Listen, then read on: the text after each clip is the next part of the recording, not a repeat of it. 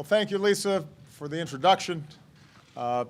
Lisa is an example of the countless dedicated public servants across our government, a number of who are here today, who are working tirelessly every single day on behalf of the security and safety of the American people.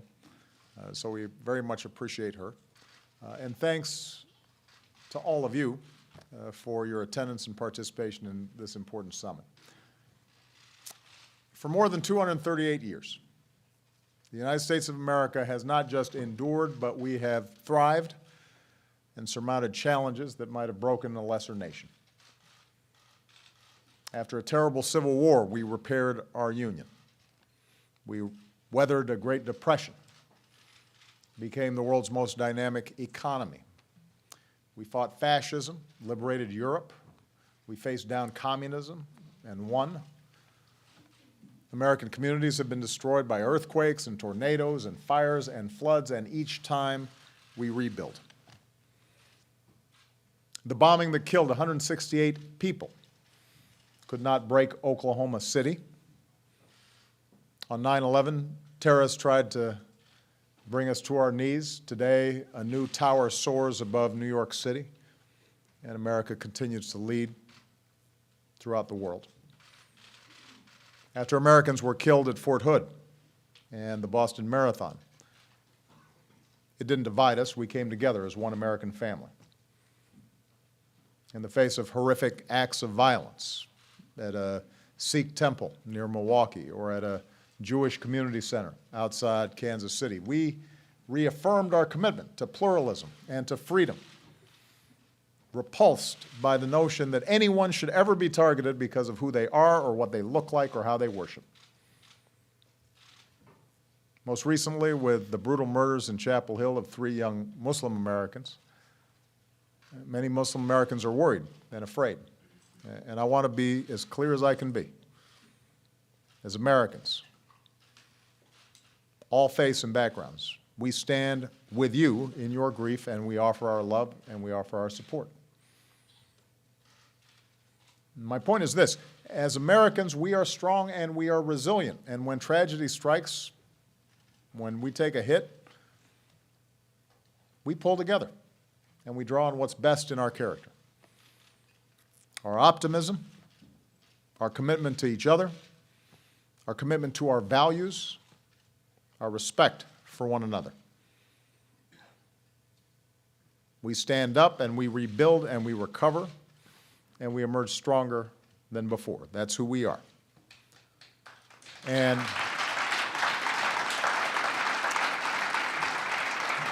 I say all this because we face genuine challenges to our security today, just as we have throughout our history. Challenges to our security are not new. They didn't happen yesterday or a week ago or a year ago. We've always faced challenges. One of those challenges is the terrorist threat from groups like Al-Qaeda and ISIL. But this isn't our challenge alone. It's a challenge for the world. ISIL is terrorizing the people of Syria and Iraq, beheads and burns human beings in unfathomable acts of cruelty. We've seen deadly attacks in Ottawa and Sydney and Paris and now Copenhagen. And so in the face of this challenge, we have marshaled the full force of the United States government, and we're working with allies and partners to dismantle terrorist organizations and protect the American people. Given the complexities of the challenge and the nature of the enemy, which is not a traditional army,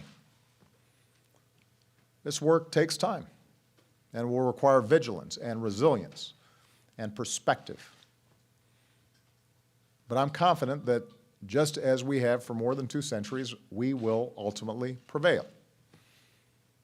And part of what gives me that confidence is the overwhelming response of the world community to the savagery of these terrorists. Not just revulsion, but a concrete commitment to work together to vanquish these organizations. At the United Nations in September, I called on the international community to come together and eradicate this scourge of violent extremism. And I want to thank all of you from across America and around the world for answering this call. Tomorrow at the State Department, governments and civil society groups from more than 60 countries will focus on the steps that we can take as governments. And I'll also speak about how our nations have to remain relentless in our fight, our counterterrorism efforts against groups that are plotting against our countries. But we are here today because of a very specific challenge, and that's countering violent extremism. Something that is not just a matter of military affairs. By violent extremism, we don't just mean the terrorists who are killing innocent people, we also mean the ideologies, the infrastructure of extremists, the propagandists, the recruiters, the funders who radicalize and recruit or incite people to violence. We all know there is no one profile of a violent extremist or terrorist. So there's no way to predict who will become radicalized. Around the world and here in the United States, inexcusable acts of violence have been committed against people of different faiths, by people of different faiths, which is, of course, a betrayal of all our faiths. It's not unique to one group, or to one geography, or one period of time. But we are here at this summit because of the urgent threat from groups like Al-Qaeda and ISIL. And this week we are focused on prevention, preventing these groups from radicalizing, recruiting, or inspiring others to violence in the first place. I've called upon governments to come to the United Nations this fall with concrete steps that we can take together. And today, what I want to do is suggest several areas where I believe we can concentrate our efforts. First, we have to confront squarely and honestly the twisted ideologies that these terrorist groups use to incite people to violence. You know, leading up to this summit, there's been a fair amount of debate in the press and among pundits about the words we use to describe and frame this challenge. So I want to be very clear about how I see it. Al-Qaeda and ISIL and groups like it are desperate for legitimacy. They try to portray themselves as religious leaders, holy warriors in defense of Islam. That's why ISIL presumes to declare itself the Islamic State. And they propagate the notion that America, and the West generally, is at war with Islam. That's how they recruit. That's how they try to radicalize young people. We must never accept the premise that they put forward, because it is a lie. Nor should we grant these terrorists the religious legitimacy that they seek. They are not religious leaders, they're terrorists.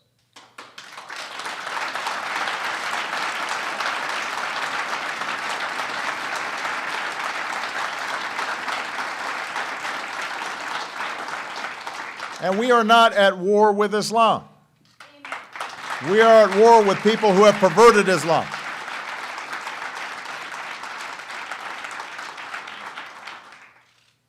Now, just as those of us outside Muslim communities need to reject the terrorist narrative that the West and Islam are in conflict, or modern life and Islam are in conflict,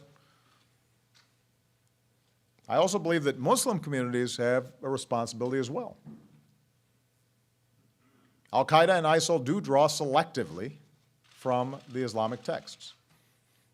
They do depend upon the misperception around the world that they speak in some fashion for people of the Muslim faith, that Islam is somehow inherently violent, that there is some sort of clash of civilizations.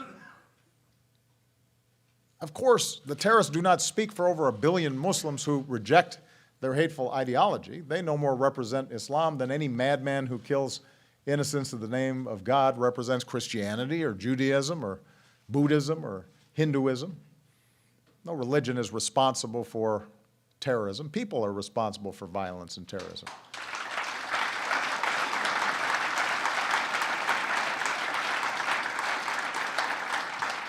And to their credit, there are respected Muslim clerics and scholars, not just here in the United States, but around the world, who push back on this twisted interpretation of their faith. They want to make very clear what Islam stands for, and we're joined by some of those leaders today.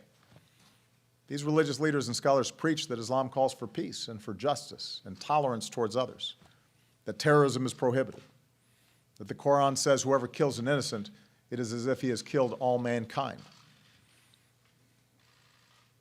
Those are the voices that represent over 1 billion people around the world. But if we are going to effectively isolate terrorists, if we're going to address the challenge of their efforts to recruit our young people, if we're going to lift up the voices of tolerance and pluralism within the Muslim community, then we've got to acknowledge that their job is made harder by a broader narrative that does exist in many Muslim communities around the world that suggests the West is at odds with Islam in some fashion. The reality, which again many Muslim leaders have spoken to, is that there's a strain of thought that doesn't embrace ISIL's tactics, doesn't embrace violence, but does buy into the notion that the Muslim world has suffered historic grievances. Sometimes that's accurate. Does buy into the belief that so many of the ills in the Middle East flow from a history of colonialism or conspiracy. Does buy into the idea that Islam is incompatible with modernity or tolerance, or that it's been polluted by Western values. And so those beliefs exist. In some communities around the world, they are widespread. And so it makes individuals, especially young people who already may be disaffected or alienated, more ripe for radicalization. And so we've got to be able to talk honestly about those issues. We've got to be much more clear about how we're rejecting certain ideas.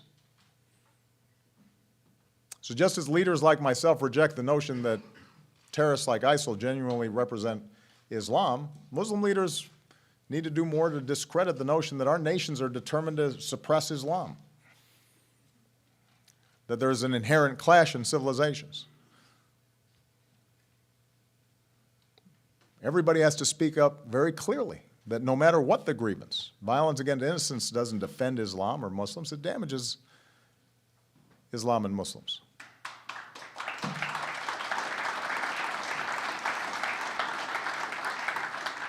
And when all of us together are doing our part to reject the narratives of violent extremists, when all of us are doing our part to be very clear about the fact that there are certain universal precepts and values that need to be respected in this interconnected world, that's the beginnings of a partnership. As we go forward, we need to find new ways to amplify the voices of peace and tolerance and inclusion. And we especially need to do it online. We also need to lift up the voices of those who know the hypocrisy of groups like ISIL firsthand, including former extremists. Their words speak to us today. And I know in some of the discussions, these voices have been raised. I witnessed horrible crimes committed by ISIS. It's not a revolution or jihad, it's a slaughter. I was shocked by what I did. This isn't what we came for, to kill other Muslims. I'm 28. Is this the only future I'm able to imagine? That's the voice of so many who were temporarily radicalized and then saw the truth. And they've warned other young people not to make the same mistakes as they did.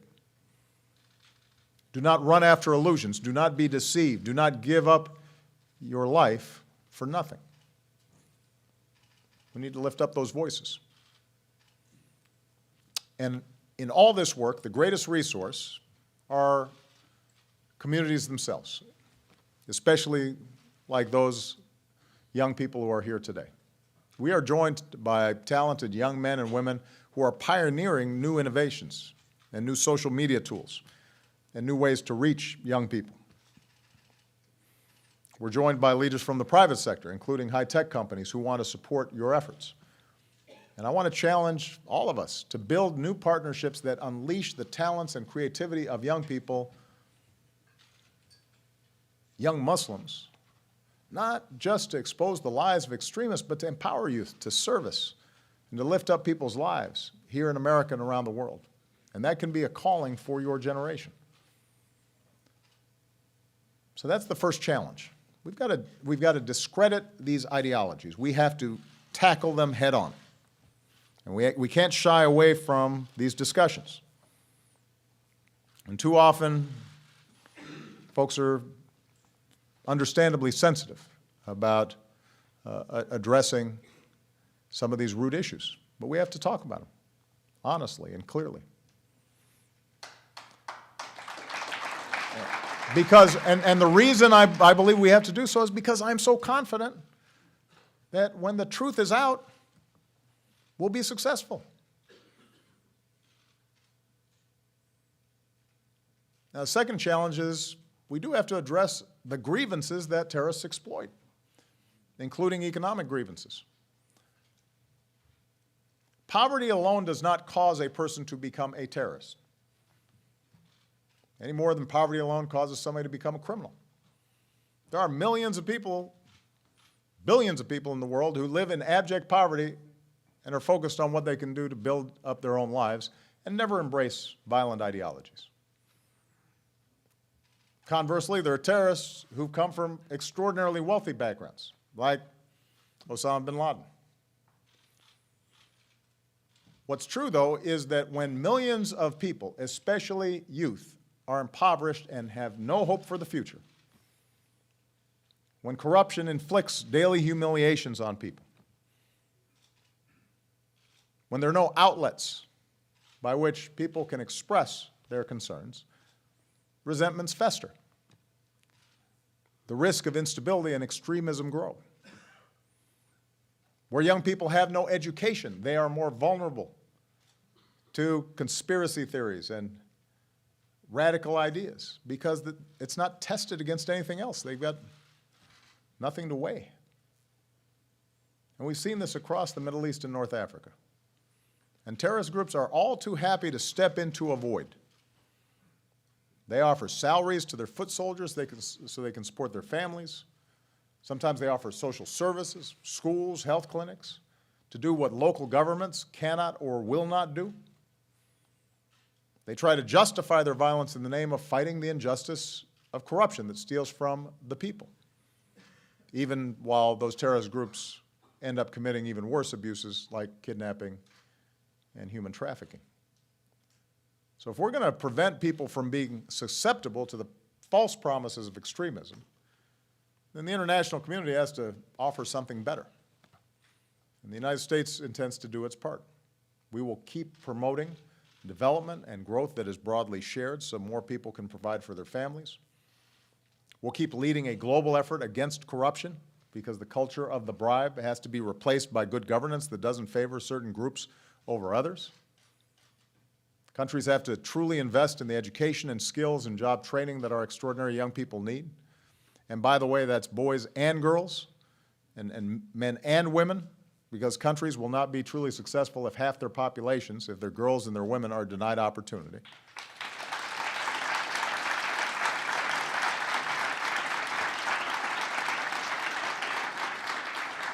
And America will continue to forge new partnerships in entrepreneurship and innovation and science and technology. So young people from Morocco to Malaysia can start new businesses and create more prosperity. Now, just as we address economic grievances, we need to face a third challenge, and that's addressing the political grievances that are exploited by terrorists.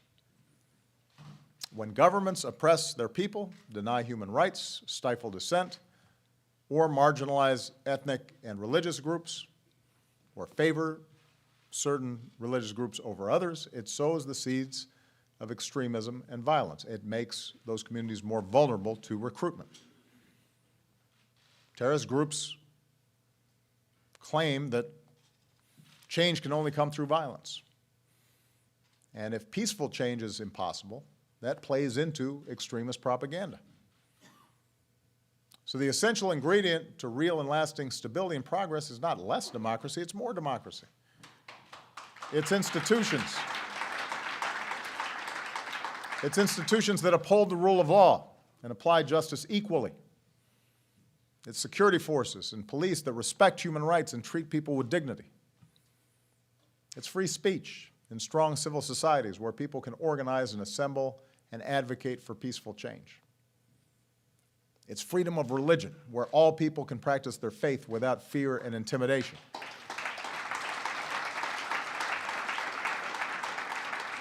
All of this is part of countering violent extremism.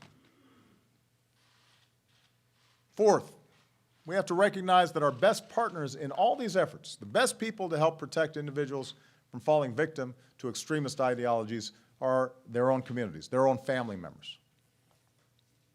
We have to be honest with ourselves. Terrorist groups like Al-Qaeda and ISIL deliberately target their propaganda in the hopes of reaching and brainwashing young Muslims, especially those who may be disillusioned or wrestling with their identity. That's the truth. The high-quality videos, the online magazines, the use of social media, terrorist Twitter accounts, it's all designed to target today's young people online in cyberspace. And by the way, the older people here, as wise and respected as you may be, your stuff is often boring compared to what they're doing. You're not connected. And as a consequence, you are not connecting. So these terrorists are a threat, first and foremost, to the communities that they target, which means communities have to take the lead in protecting themselves. And that is true here in America as it's true anywhere else. When someone starts getting radicalized, family and friends are often the first to see that something's changed in their personality. Teachers may notice a student becoming withdrawn or struggling with his or her identity. And if they intervene at that moment and offer support, that may make a difference. Faith leaders may notice that someone's beginning to espouse violent interpretations of religion.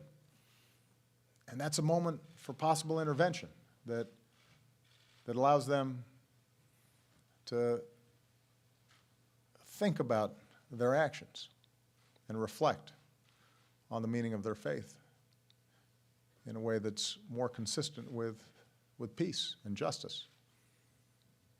Families and friends, coworkers, neighbors, faith leaders, they want to reach out. They want to help save their loved ones and friends and prevent them from taking a wrong turn. But communities don't always know the signs to look for or have the tools to intervene or know what works best. And that's where government can play a role if government is serving as a trusted partner. And that's where we also need to be honest. I know some Muslim Americans have concerns about working with government, particularly law enforcement. And the reluctance is rooted in the objection to certain practices where Muslim Americans feel they've been unfairly targeted. So in our work, we have to make sure that abuses stop, are not repeated, that we do not stigmatize entire communities. Nobody should be profiled or put under a cloud of suspicion simply because of their faith.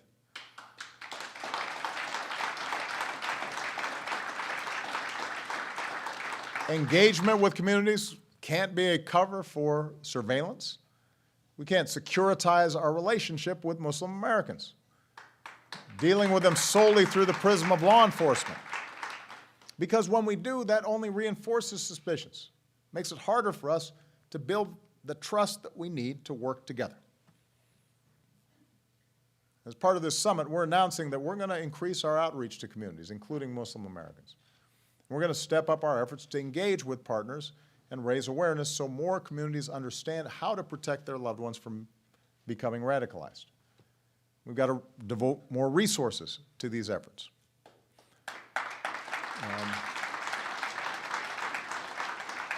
And as government does more, communities are going to have to step up as well. We need to build on the pilot programs that have been discussed at this summit already in Los Angeles, in Minneapolis, and Boston. These are partnerships that bring people together in a spirit of mutual respect and create more dialogue and more trust and more cooperation. If we're going to solve these issues, then the people who are most targeted and potentially most affected, Muslim Americans, have to have a seat at the table where they can help shape and strengthen these partnerships so that we're all working together to help communities stay safe and strong and resilient. And finally, we need to do what extremists and terrorists hope we will not do, and that is stay true to the values that define us as free and diverse societies. If extremists are peddling the notion that Western countries are hostile to Muslims, then we need to show that we welcome people of all faiths. Here in America, Islam has been woven into the fabric of our country since its founding. Generations of Muslim immigrants came here and went to work as farmers and merchants and factory workers, helped to lay railroads and build up America. The first Islamic center in New York City was founded in the 1890s. America's first mosque, this was an interesting fact, was in North Dakota. Muslim Americans protect our communities as police officers and firefighters and first responders, and protect our nation by serving in uniform and in our intelligence communities and in homeland security and in cemeteries across our country, including at Arlington. Muslim American heroes rest in peace, having given their lives in defense of all of us. And of course, that's the story extremists and terrorists don't want the world to know. Muslims succeeding and thriving in America, because when that truth is known, it exposes their propaganda as the lie that it is. It's also a story that every American must never forget, because it reminds us all that hatred and bigotry and prejudice have no place in our country. It's not just counterproductive. It doesn't just aid terrorists. It's wrong. It's contrary to who we are.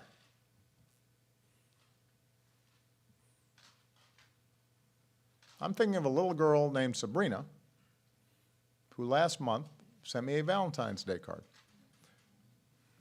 in the shape of a heart. It was the first Valentine I got. I got it from Sabrina before Malia and Sasha and Michelle gave me one.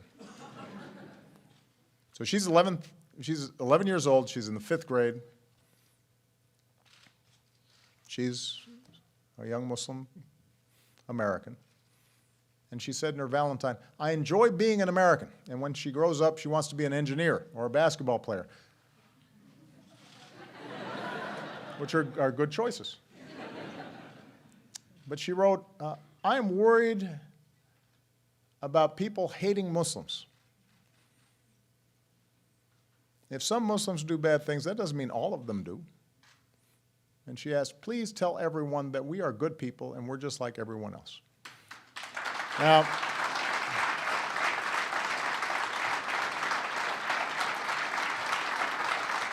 those are the words and the wisdom of a little girl growing up here in America, just like my daughters are growing up here in America. We're just like everybody else.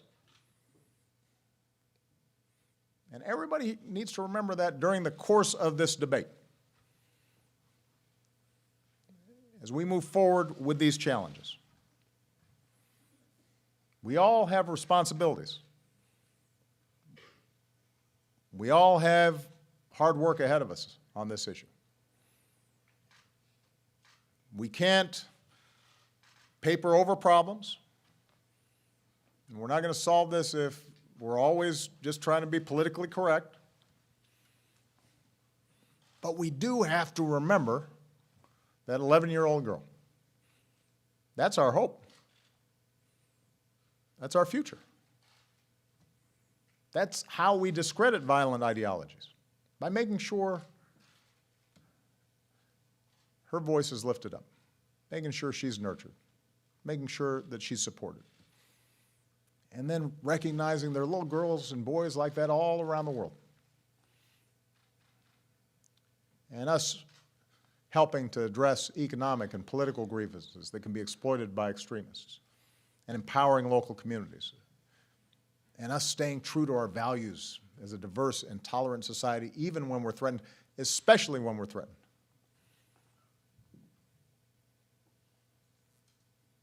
There will be a military component to this. There are savage cruelties going on out there that have to be stopped. ISIL is killing Muslims at a rate that is many multiples the rate that they're killing non-Muslims. Everybody has a stake in stopping them, and there will be an element of us just stopping them in their tracks with force. But to eliminate the soil out of which they grew, to make sure that we are giving a brighter future to everyone and a lasting sense of security, then we're going to have to make it clear to all of our children, including that little girl in 5th grade, that you have a place. You have a place here in America. You have a place in those countries where you live. You have a future. Ultimately, those are the antidotes to violent extremism. And that's work that we're going to have to do together. It will take time. This is a generational challenge. But after 238 years, it should be obvious, America's overcome much bigger challenges, and we'll overcome the ones that we face today.